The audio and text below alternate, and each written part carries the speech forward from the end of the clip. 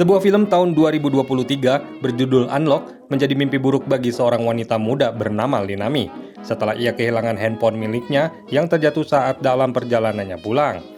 Sialnya handphone tersebut malah ditemukan oleh seorang pria misterius yang merupakan seorang pembunuh berantai yang korban-korbannya adalah para wanita muda. Lantas bagaimana dengan nasib Linami selanjutnya? Gimana? Penasaran sama kelanjutan ceritanya? Tapi sebelumnya kita bacain dulu komentar dari netizen yang budiman. Kali ini datangnya dari @saugialatas98. Bang, gue mau kasih masukan sama lo bahas tentang alur cerita film hacker psikopat dong. Oke. Kalau gitu kita gas.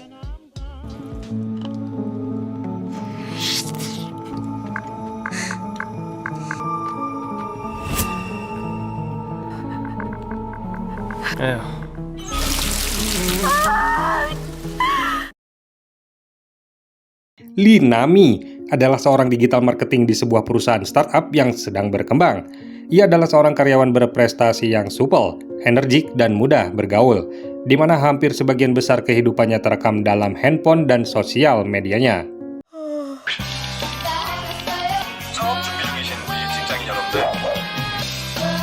안녕하세요. 저희 마시코냑인데요.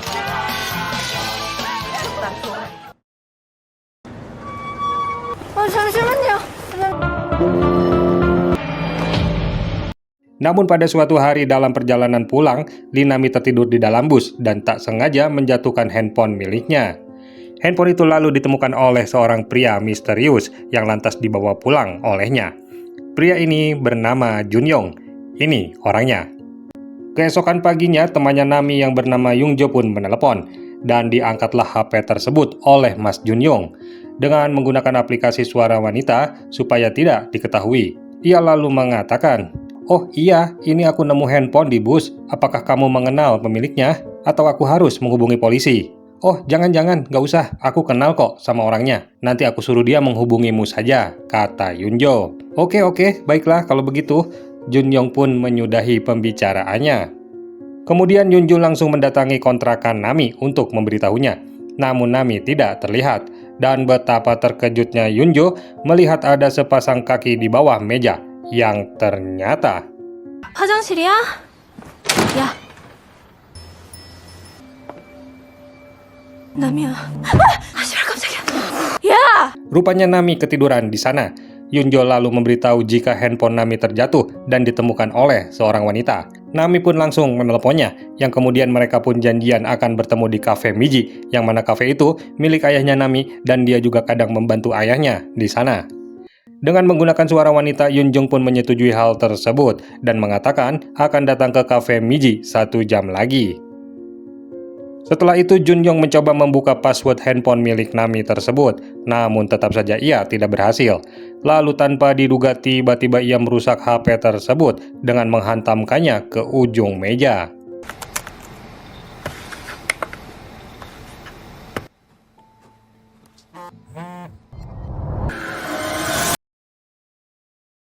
Adegan kemudian beralih kepada seorang polisi bernama Jiman berserta rekan-rekannya yang sedang menginvestigasi penemuan mayat seorang wanita yang hilang sejak 1 bulan yang lalu. Namun di sana mereka tidak menemukan satu petunjuk apapun dan hanya menemukan sebuah botol nutrisi tanaman yang ada di sebelah mayat wanita tersebut. Jiman yang penasaran kemudian berjalan ke dalam hutan dan menemukan sebuah pohon plum dengan botol nutrisi yang menancap pada pohon tersebut, dan juga ada sebuah plang nama bertuliskan Junyong di sana. Jiman yang curiga Junyong adalah pelakunya tersebut pun masih merahasiakan dan tidak melaporkan hal tersebut kepada atasannya. Karena usut punya usut, Junyong adalah anaknya Jiman yang sudah tidak bertemu dengannya sejak 7 tahun yang lalu. Di sisi lain, Nami yang baru sampai di kafe milik ayahnya yang bernama Sungwo mendapat telepon dari Junyong dengan suara wanitanya yang mengatakan jika ia tak sengaja merusak HP milik Nami. Namun ia sudah memasukkan HP itu ke tempat servis HP dan sudah membayarnya. Jadi Nami hanya tinggal tanda tangan dan mengambilnya saja di sana.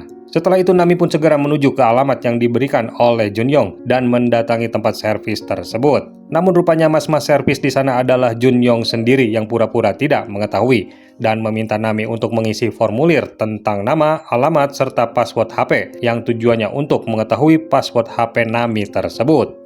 Lalu dengan cekatan Junyoung pun mengganti LCD-nya dan diam-diam memasukkan sebuah software yang bisa ia gunakan untuk melacak semua aktivitas Nami pada HP tersebut. Bahkan sampai speaker dan kameranya pun bisa digunakan untuk menyadap semua pembicaraan Nami. Lalu setelah selesai, Nami pun langsung membawa HP-nya tanpa menyadari yang dilakukan oleh Kang servis tersebut dan niat jahat apa yang akan ia lakukan.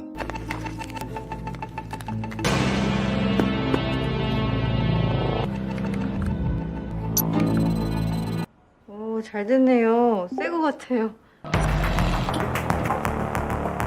Dan ternyata semua aktivitas HP Nami sudah terkloning di HP milik Junyoung, yang pastinya semua chatting, transaksi, password, PIN M-Banking, penelusuran Google, bahkan suaranya terdengar dan Nami sendiri pun terlihat melalui kamera HP-nya.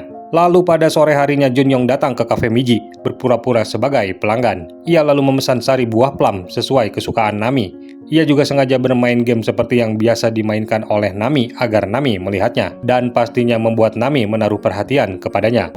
혹시 자두웨이드는 지금 없나요? 감사합니다. Lalu pada malam harinya dengan brengkesnya Junyoung masih saja memantau pergerakan Nami.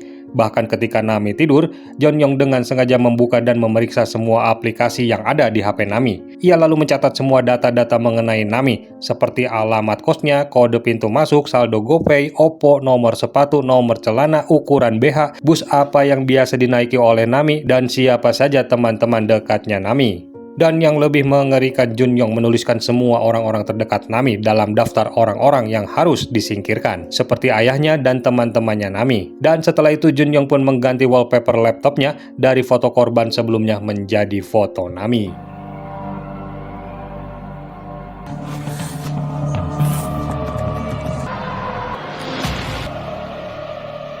Lalu pada keesokan harinya di kantor startupnya, Nami dipanggil oleh manajernya yang bernama Bu Oh. Bu Oh mengatakan jika perusahaannya mendapatkan orderan besar dari sebuah merek, yang mana itu adalah hasil dari kerja keras Nami. Sehingga pada momen tersebut Ibu Oh menyampaikan akan menaikkan gaji Nami 2 kali lipat dari sebelumnya, karena ia sudah bekerja sangat keras dan sangat loyal kepada perusahaan. Di saat bersamaan rupanya Junyoung masuk ke dalam kontrakan Nami dan sedang mencari-cari sesuatu, dan akhirnya ia menemukan HP cadangan milik Nami di sana. Sementara itu Jiman mendatangi istrinya yang sedang sakit keras untuk mencari tahu di mana Junyoung tinggal saat ini. Jiman diam-diam memeriksa HP istrinya dan beruntung ia berhasil mendapatkan alamat Junyoung. Jiman lalu mengatakan kepada istrinya jika Junyoung dalam masalah yang besar karena ia adalah tersangka pembunuhan dan semua alat bukti sudah mengarah kepadanya. Setelah selesai ngobrol dengan istrinya, Jiman pun langsung OTW ke tempat tinggal Junyoung, dan Jiman pun menyelinap masuk ke dalam untuk mencari bukti-bukti yang menguatkan dugaannya. Di dalam Jiman menemukan banyak sekali HP tergeletak, foto-foto para korban serta kutek yang digunakan oleh Junyoung kepada para korbannya.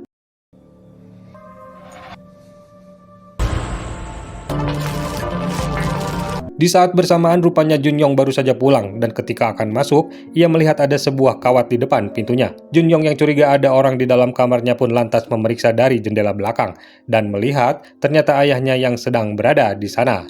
Tidak hilang akal Junyoung saat itu mengirim pesan kepada Jiman dan juga mengirim fotonya yang sedang dalam kamar. Lantas ia pun mengalihkan perhatian Jiman agar ia mengejarnya dan menjauh dari tempat tinggalnya. Lalu setelah Jiman menjauh, Junyoung segera mengemasi barang-barang pentingnya dan segera pergi dari sana.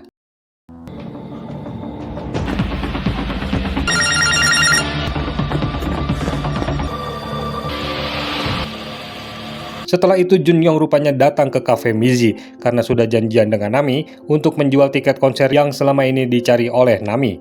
Sebagai seorang ayah yang memahami gerak-gerik Junyoung yang mencurigakan itu pun, Sunwoo segera memperingatkan Nami agar tidak dekat-dekat dengan Junyoung. Namun saat itu Nami malah marah dan mengatakan jika Junyoung adalah pria baik-baik yang bekerja di perusahaan keamanan digital sesuai dengan kartu nama yang diberikan olehnya tempo hari. Namun tentu saja pembicaraan mereka ini disadap oleh Junyoung yang pastinya ia akan melakukan sesuatu kepada ayahnya Nami.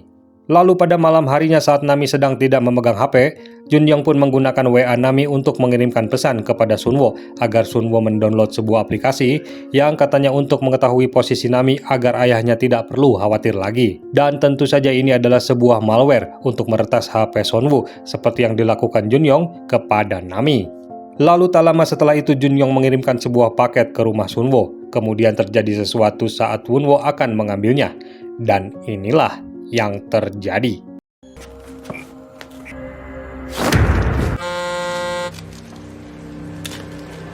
Sementara itu di waktu bersamaan, polisi menemukan lagi banyak mayat wanita yang dikuburkan di pegunungan yang kira-kira berjumlah 7 mayat.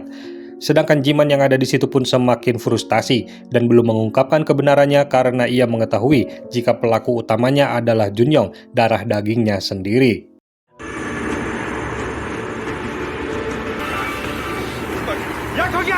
Lalu pada keesokan harinya kekacauan pun terjadi pada kehidupan Nami, di mana Junyoung memposting sebuah caption pada akun keduanya, yang isinya menjelek-jelekan temannya, atasannya, bahkan perusahaannya sendiri, dan Nami pun akhirnya dipecat dari perusahaannya tersebut.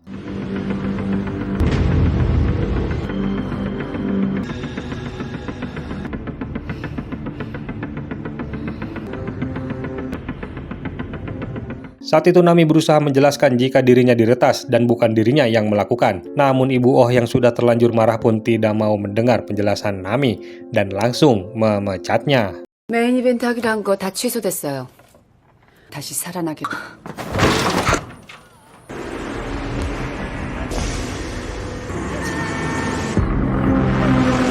Kemudian setelah itu Nami ditemani oleh Yunjo pun melaporkan hal yang dialaminya kepada polisi divisi cyber. Tapi petugas yang menerima laporan tersebut pun menolaknya dengan alasan Nami harus membuktikan bukti terlebih dahulu dan baru bisa memprosesnya lebih lanjut. Sementara itu, Junyoung mengirim pesan melalui HP Sunwoo jika kafe hari ini tutup dan Nami tidak perlu datang. Sunwoo yang mengetahui itu pun bersumpah akan membunuh Junyoung jika ia sampai menyakiti anaknya. Namun parahnya Junyoung yang sedang di atas angin pun malah mengatakan jika dirinya bisa melakukan apapun yang diinginkannya dan tidak ada seorang pun yang bisa menghalanginya. 샀는지, 뭘 원하는지, 뭘 가졌는지, 먹었는지 3일 걸렸어. 3일. Sementara itu di kafe, Nami bertanya kepada Yunjo apakah Yunjo memberitahu password akun keduanya kepada orang lain, karena hanya mereka berdualah yang mengetahui password akun tersebut. Namun tiba-tiba Junyoung datang, lalu Nami meminta tolong kepadanya untuk mencari tahu siapa yang meretas dirinya, karena Nami mengetahui Junyoung bekerja di keamanan digital dari kartu nama yang diberikan kepadanya. Lantas Junyoung pun menjelaskan cara kerja peretas, yaitu menggunakan kamera sebagai mata dan speaker sebagai telinganya. Namun Junyoung pun meminta waktu untuk menyelidiki siapa pelakunya. Lalu saat ia akan pulang, Junyoung pun mengatakan jika pelakunya adalah orang yang berada dalam radius dekat, yang artinya orang-orang dekatnya lah dan kecurigaannya tertuju kepada Yunjo. 위치 추적이랑 도청이 무서 원격 조정은 못 하거든요. 누군가가 남의 시폰에 몰래 직접 설치를 했다는 말이죠. 조정 안 되는 거 확실해요? 네, 그건 확실해요. 몰래 남의 시집에 들어가서 났다는 말이 되거든요. Lalu Nami yang sudah terhasut oleh pernyataan Junyoung tadi pun langsung menanyakan hal tersebut kepada Yunjo, yang jelas-jelas Yunjo tidak melakukannya. Alhasil mereka pun bertengkar dan Yunjo pun pergi meninggalkan Nami dan meminta Nami agar jangan menghubunginya lagi. 다시는 연락하지 마. Sedangkan di sisi lain para polisi nampaknya masih sibuk menyelidiki TKP tempat ditemukannya para korban. Begitupun dengan para awak media yang sudah berada di sana.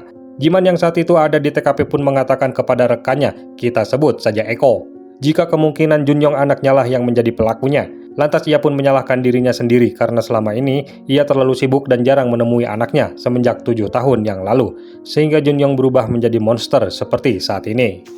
Lalu mereka berdua pun memutuskan mendatangi tempat reparasi milik Junyoung, yang ternyata tempat tersebut sudah kosong dan terlihat banyak sekali kertas formulir pelanggan yang ditempel. Sedangkan Nami yang kesal dengan apa yang dialaminya ini pun membanting HP-nya tersebut. Dan seketika ia teringat dengan mas-mas yang mereparasi handphonenya. Tak berselang lama Nami pun datang ke tempat reparasi tersebut dengan 2 orang polisi dan bertemu dengan Jiman di sana. Yang akhirnya Nami pun mengetahui jika Junyoung lah pelaku di balik semua ini, karena ternyata Junyoung lah pemilik tempat reparasi ini. Nami lantas menelepon kantor keamanan digital tempat Junyoung bekerja dan pastinya tidak ada nama Junyoung di sana. Nami lalu memiliki ide untuk mengajak Junyoung bertemu di rumahnya. Mumpung HP-nya mati, jadi Junyoung tidak bisa mendengar rencananya. Dan nanti saat Junyoung tiba di rumah Nami, Jiman pun bisa menangkapnya. Lalu Junyoung yang sudah diminta datang oleh Nami pun segera bersiap-siap untuk OTW menemui Nami. Ia berdandan serapi mungkin dan melepas kacamatanya. Setelah Junyoung sampai di sana, Jiman dan Eko pun sudah menunggu dan menyergapnya. Namun anehnya saat Junyoung berbalik badan, ternyata dia bukan putranya Jiman, dan hal ini membuat Jiman menjadi bingung, lalu melepaskannya. 뒤돌아. 준영이요? 저 그런 사람 아닌데요? Meskipun tidak mengaku sebagai Junyoung, Jiman tetap curiga kepadanya, karena orang ini tidak ada rasa takut sedikitpun saat akan ditangkap. Jiman pun membiarkannya pergi namun akan tetap mengawasinya. Sementara itu Junyoung pun mengabari Nami melalui WA jika pertemuannya kali ini akan diundur pada waktu yang lain. Jiman dan Eko lalu menemui Nami dan mengatakan jika mereka salah menangkap orang, namun meminta Nami tetap berhati-hati dan menyuruhnya menggunakan HP cadangannya. Setelah itu agar lebih aman, Jiman pun mengantarkan Nami ke rumah ayahnya dan meminta Nami agar menghubunginya jika ada masalah. Dan tanpa mereka ketahui padahal sebenarnya Junyoung sedang berada di sana. Nami yang tidak mengetahui apa yang terjadi di rumahnya pun melihat ayahnya tertidur di sofa dan dengan santainya ia berjalan menuju ke kamarnya. Lalu saat Nami rebahan di kamarnya tiba-tiba ia mendapat WA dari Junyoung ke HP barunya yang mengatakan, "Oh, kamu ganti HP ya?" Nami pun lalu menelepon Junyoung yang saat itu terdengar getaran HP Junyoung dari lantai atas. Lantas Nami yang panik pun langsung memeriksa ayahnya di sofa yang ternyata itu hanyalah tumpukan bantal dan guling. Setelah itu Nami mencoba menelepon Jiman, namun nomornya kembali dihapus oleh Junyoung dan dia juga memotret Nami dari HP-nya. Nami yang mengetahui HP cadangannya pun diretas menjadi semakin panik dan frustasi.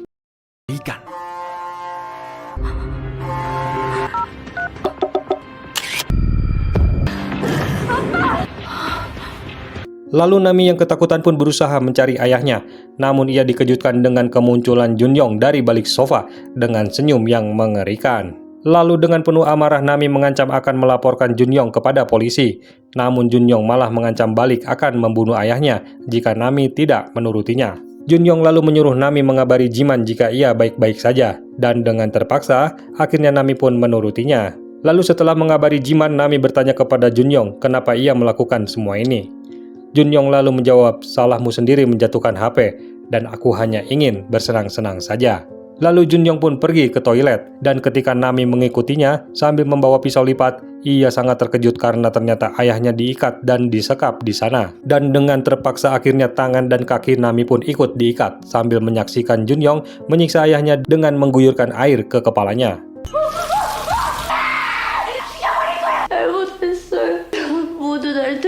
Sementara itu Jiman baru saja dihubungi oleh temannya dari divisi forensik yang memberi kabar yang sangat mengejutkan, yang mana mayat tanpa identitas yang mereka temukan 1 tahun yang lalu di hutan adalah mayat Junyoung, anaknya.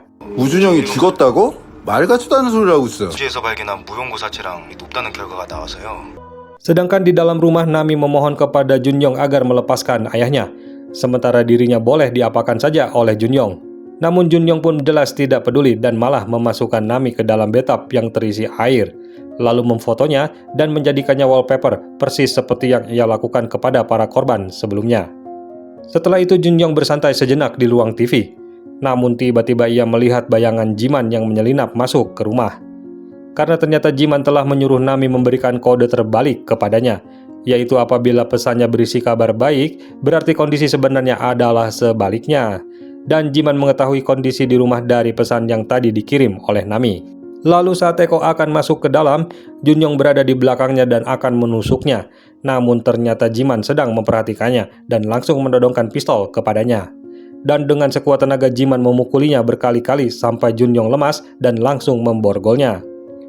Saat itu Jiman pun menanyakan di mana putranya berada. Namun karena Junyoung KW ini tidak mau menjawab, Jiman pun kembali memukulinya. Lalu memeriksa tas miliknya yang ternyata Junyoung adalah korban pertamanya dan menggunakan identitas miliknya untuk memperdayai para wanita. Jiman juga menemukan banyak HP milik korban di dalam kopernya, juga menemukan HP milik Junyoung dengan wallpaper Junyoung yang sedang tenggelam.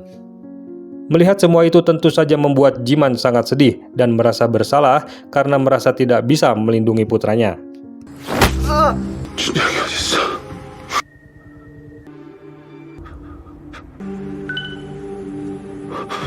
Jiman yang sudah memuncak amarahnya pun akan menembak Junyoung KW tersebut.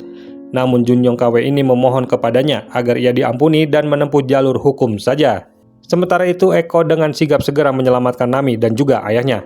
Namun sayangnya Sunwoo rupanya sudah menelan banyak air, sehingga ia tidak bisa diselamatkan. Melihat ayahnya yang sudah tidak berdaya tersebut, dan melihat Jung Yokawei yang tertawa menyeringai membuat Nami tersulut amarahnya. Ia langsung mengambil pistol milik Eko, dan langsung membunuh pria psikopat tersebut.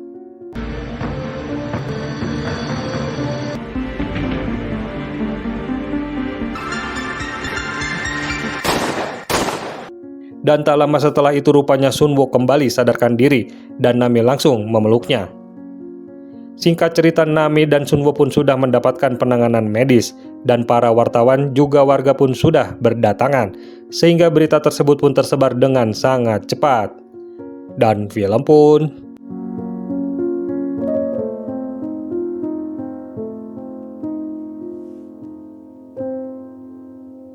selesai.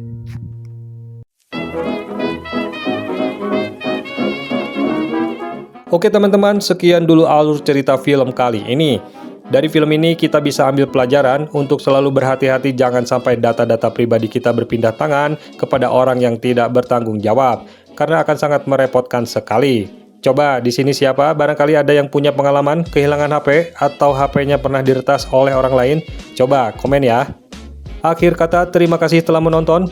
Saya Ray dan seluruh personel Divisi Keamanan Digital Nasional mengucapkan hatur thank you. Adios.